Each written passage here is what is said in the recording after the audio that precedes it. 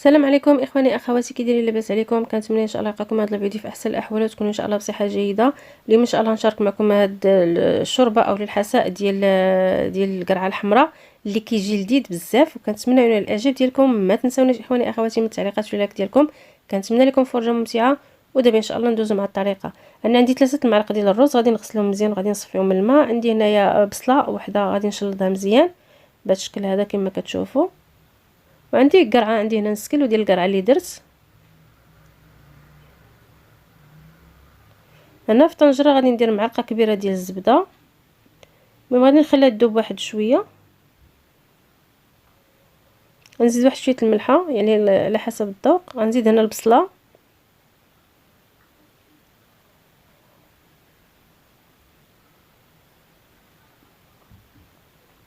المهم غادي نحركها هنا واحد شويه.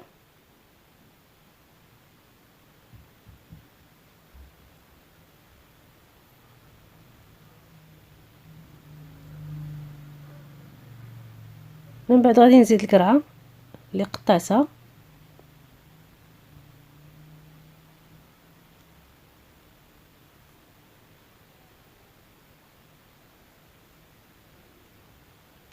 هنا في هذه الاثناء غادي نغسل داك الرز مزيان وغادي نصفيه من الماء. من بعد غادي نضيفه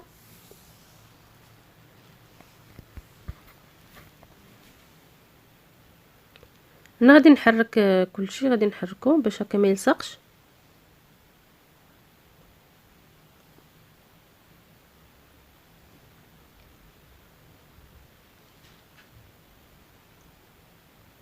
انا زدت شويه ديال البزار. هنا اللي كيبغي شويه ديال البزار يدير نص معلقه، واللي هكا تيبغي شي ناقص يدير غير واحد راس معلقه، يعني غير واحد شويه فقط لا غير.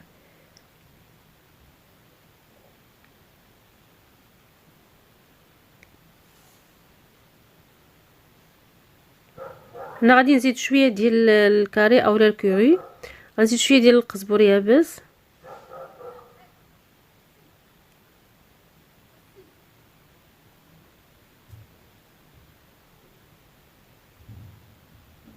انا غادي نبقى دائما هكا ديما مع هكا مع التحريك باش هكا ما يلصقش لنا داك الرز ولا ديك القرعه.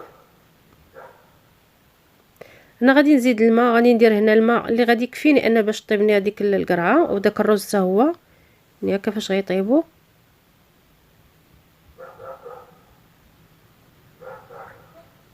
هنا غادي نزيد شويه ديال الريحان،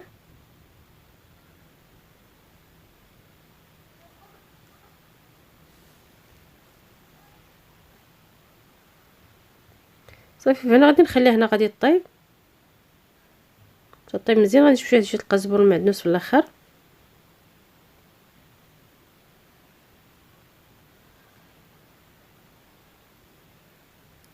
هنا من بعد ما طابت لي هاد الشوربه هادي فزدت ليها هنا الفرماج. غنزيد ليه هنا شويه الحليب. انا اللي عنده الكريمه يزيد لها الكريمه، انا حيت ما عنديش متوفراش عندي، وجات في واحد الاوقات اللي المحل مسدود اللي كيبيع هادشي ديال اللوازم د الحلويات، فاضطريت اني ندير لها غير شويه الحليب ودرت لها الفرماج. وهنا عاود ملي طحنتها رجعتها ثاني هكا باش طيب واحد شويه، طبخ واحد شويه صافي. من بعد غادي نقدمها بحال ما كما كتشوفوا. المهم درتها مع دوك الفطائر. هنا كنتمنى ان تنال الاعجاب ديالكم.